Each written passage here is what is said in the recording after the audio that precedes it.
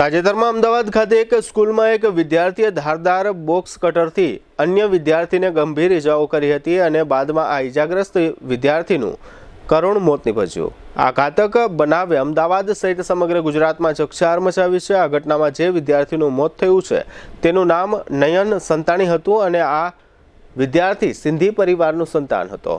આ ઘટનાને પરિણામે રાજ્યભરના સિંધી સમાજમાં ઘેરા પ્રત્યાઘાત ઊભા થયા છે। જામનગરમાં પણ સિંધી સમાજ દ્વારા આ બનાવને વખોડી કાઢી સ્થાનિક સત્તાવાળાઓને આવેદનપત્ર આપવામાં આવ્યું છે। ગઈકાલે ગુરુવારે બપોર બાદ સિંધી સમાજ પ્રમુખ ઘનશ્યામદાસ ગંગવાણીના નેજા હેઠળ સમાજના સેંકડો લોકોએ જિલ્લા સેવા સદન ખાતે આ આવેદનપત્ર આપ્યું હતું અને અમદાવાદની આ સ્કૂલ વિરુદ્ધ સૂત્રોચ્ચાર કર્યો હતો। આ તકે સિંધી સમાજના પ્રમુખ દ્વારા આ અંગે આપવામાં આવેલી ટૂંકી વિગતો પ્રસ્તુત છે।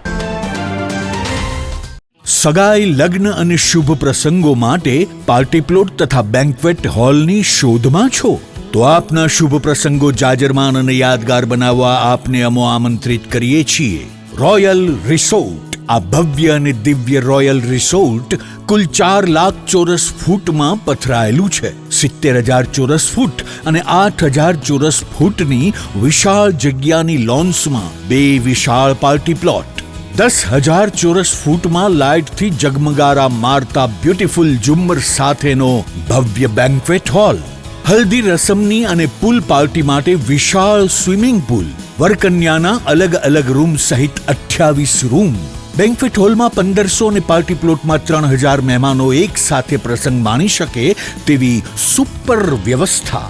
એક સાથે 250 કે 300 થી વધુ કાર પાર્કિંગ થઈ શકે તેવું વિશાળ પાર્કિંગ, એક સાથે 2 પ્રસંગ થઈ શકે તેવી વિશાળ વ્યવસ્થા ધરાવતું ભવ્ય રોયલ રિસોર્ટ। આપના પ્રસંગને દીપાવવા અને યાદગાર બનાવવા માટે આજે જ મુલાકાત લો। રોયલ રિસોર્ટ, ખીજડીયા બાયપાસ ચોકડી, રાજકોટ હાઈવે, જામનગર। મોબાઈલ 85 111 71 201। આજે અમે આવેદન પત્ર આપવા કલેક્ટર સાહેબની ઓફિસે આવ્યા છીએ અને અમારી સિંધી સંસ્થાઓ, બધી પંચાયતો, બધી સિંધી નાની મોટી સંસ્થાઓ તેમજ હિન્દુ ધર્મને જે લોકો પ્રેમ કરે છે, જે સંસ્થાઓ છે, હિન્દુ સેના, બજરંગ દળ કે વિશ્વ હિન્દુ પરિષદ, બધાના આગેવાનો આજે ભેગા થયા અને આ જે અન્યાય થયો છે અમદાવાદમાં, એક છોકરો નયન સંતાણી જેને 10મા ધોરણમાં ભણતો હતો એને મારવામાં આવ્યો છે અને એ બધા નાના ક્લાસના છોકરાઓ અને એક જ મુસ્લિમ ધર્મના વિધર્મી ધર્મના છોકરાઓ ભેગા મળીને એક નાના બાળક જેનું ભવિષ્ય, જેનું આખી જિંદગી બાકી હતું, એ બિચારાને મારી નાખ્યો છરીથી। અને સ્કૂલવાળાએ પણ બહુ બેદરકારી કરી છે, જે જાણવા મળે છે કે એના છોકરાને જલ્દી બચાવવા માટે તાત્કાલિક કોઈ પગલાં નથી લીધા।